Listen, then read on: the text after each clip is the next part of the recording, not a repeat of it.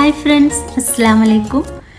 അപ്പോൾ നമ്മൾ ഇന്ന് വന്നിട്ടുള്ളത് വളരെ ഈസി ആയിട്ട് സിമ്പിളായിട്ട് ചെയ്തെടുക്കാൻ പറ്റുന്ന ഒരു അടിപൊളി ഈവനിങ് സ്നാക്സിൻ്റെ റെസിപ്പി ആയിട്ടാണ്.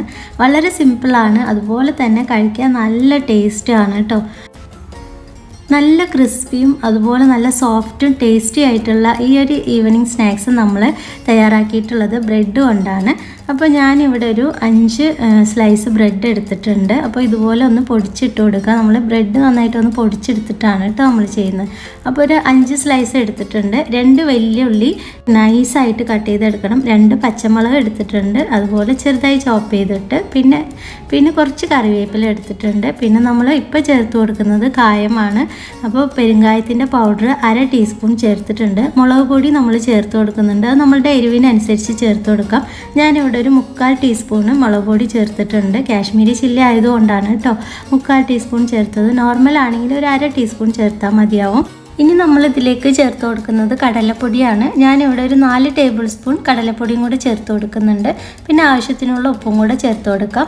ഇനി നമ്മൾക്ക് ഇതെല്ലാം കൂടെ നന്നായിട്ട് എന്നെ ഒന്ന് കുഴച്ചെടുക്കണം. അപ്പോൾ ഒരു അല്പം വെള്ളം കൂടെ ചേർത്തിട്ടാണ് നമ്മളിത് കുഴച്ചെടുക്കുന്നത് കേട്ടോ. അപ്പോൾ പാത്രത്തിൽ നിറയെ കാണുന്നുണ്ടെങ്കിൽ നമ്മൾ കുഴച്ച് മിക്സ് ചെയ്ത് വരുമ്പം വളരെ കുറച്ച് ഉണ്ടാവുള്ളൂ, കാരണം ബ്രെഡാണ്.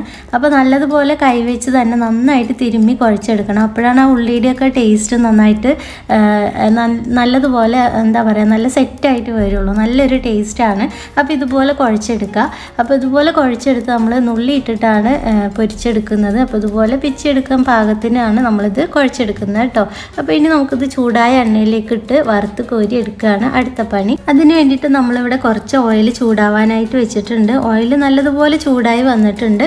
ഇനി ഇതിലേക്ക് നമ്മൾ മിക്സ് ചെയ്ത് വെച്ചിട്ടുള്ള ബ്രെഡ് മിക്സ് ഉണ്ടല്ലോ, ബ്രെഡ് പക്കവടയാണ് കേട്ടോ. അപ്പോൾ ബ്രെഡ് പക്കവടയുടെ മിക്സ് നമ്മൾ ഇതുപോലെ നുള്ളിയിട്ടിട്ട് നമുക്ക് ഇതിലേക്ക് റഫായിട്ടൊന്ന് നുള്ളിയിട്ടിട്ട് പൊരിച്ചെടുക്കാം. അപ്പോഴാണ് ആ ഉള്ളിയൊക്കെ നല്ലതുപോലെ ഒന്ന് മൊരിഞ്ഞ് കിട്ടുള്ളൂ. അപ്പോൾ നല്ലൊരു ടേസ്റ്റും ആയിരിക്കും. ഇനി നമുക്കിതൊരു മീഡിയം ഫ്ലെയിമിൽ നമുക്കിത് പൊരിച്ചെടുക്കാം. ഇപ്പം നമ്മളുടെ പക്കവട ഒരു സൈഡ് റെഡിയായി വന്നിട്ടുണ്ട്. നമുക്കിതൊന്ന് തിരിച്ചിട്ട് കൊടുക്കാം. ഒരു ഗോൾഡൻ ബ്രൗൺ കളർ ആവുന്ന സമയത്ത് നമ്മളിതൊന്ന് തിരിച്ചിട്ട് കൊടുക്കുകയാണ്. അപ്പോൾ നമ്മളുടെ പക്കവട അവിടെ റെഡി ആയിട്ടുണ്ട്. വളരെ പെട്ടെന്ന് നല്ല ടേസ്റ്റി ആയിട്ട് നല്ലൊരു ടേസ്റ്റാണ് കേട്ടോ ഇത്. നിങ്ങൾ ട്രൈ ചെയ്ത് നോക്കുക, നല്ല ടേസ്റ്റാണ്, എന്തായാലും ഇഷ്ടപ്പെടും. അപ്പോൾ ഇത്രയേ ഉള്ളൂ ഫ്രണ്ട്സ്, നമ്മളുടെ പക്കവട ഇവിടെ റെഡി ആയിട്ടുണ്ട്. ഇനി നമുക്കിത് എണ്ണയിൽ നിന്നും കോരിയെടുക്കാം. അപ്പോൾ ബാക്കിയുള്ളത് കൂടെ നമ്മൾക്ക് ഇതേപോലെ തന്നെ ഫ്രൈ ചെയ്തെടുക്കാം. അപ്പോൾ നമ്മളുടെ പക്കവട കണ്ടില്ല, നല്ല ക്രിസ്പി ആയിട്ടുള്ള ഒരു പക്കവടയാണിത്. നല്ല ടേസ്റ്റുമാണ്. എല്ലാവരും ട്രൈ ചെയ്ത് നോക്കുക. നല്ല മഴയുള്ള സമയത്ത് ഈ ഒരു പക്കവടയും അതുപോലെ ഒരു കട്ടൻ ചായ ഉണ്ടെങ്കിൽ കിട്ടുമായിരിക്കും. അപ്പോൾ ആരും മറക്കരുത്, എല്ലാവരും ട്രൈ ചെയ്ത് നോക്കുക. നമ്മുടെ ഇന്നത്തെ ഈ ചെറിയ വീഡിയോ ഇഷ്ടപ്പെട്ടാൽ എല്ലാവരും ലൈക്ക് ചെയ്യുക, ഷെയർ ചെയ്യുക, അതോടൊപ്പം കമൻറ്റ് ചെയ്യുക. പിന്നെ നമ്മുടെ ചാനൽ ആദ്യമായിട്ടാണ് കാണുന്നതെങ്കിൽ ഒന്ന് സബ്സ്ക്രൈബ് ചെയ്ത് സപ്പോർട്ട് ചെയ്യണേ.